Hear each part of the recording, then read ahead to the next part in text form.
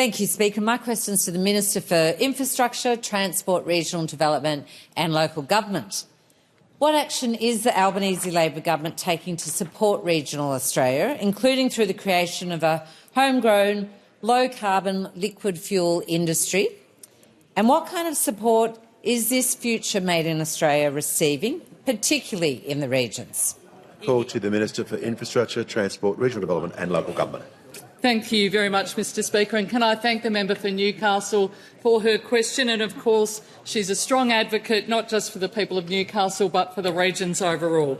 We do understand that there are people under pressure and people who are doing it tough in our communities. And as a government, our number one priority is delivering cost of living relief through tax cuts, energy relief and through pay rises. Our policies are helping Australians earn more and keep more of what they earn. But at the same time, we are also working on new jobs for the future. That is what our Future Made in Australia policy is all about, a key pillar of which is creating a domestic, low-carbon liquid fuel industry here in this country.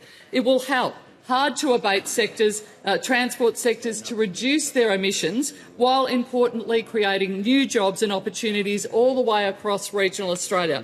From growers to refineries, this policy is good for regional Australia, creating new income streams for farmers and new opportunities for workers. Right now, much of our farmers' feedstock, including 60% of Australian canola, is exported to Europe to produce biofuels. Supporting a low-carbon liquid fuel industry is a policy we know that's something the national parties have been calling for quite some time. We know the National Farmers Federation said in their submission on the Future Made in Australia that the NFS has long supported the development of the Australian bioenergy and low-carbon liquid fuel industries, with Australian agriculture playing an important role in the supply chain. We know that regional communities are set to benefit from this policy. It's supported by GrainCorp, by Bioenergy Australia and the petroleum industry like BP, who are working to establish a renewable fuel site in Kwinana in Western Australia, a state that is set to benefit significantly from a future made in Australia,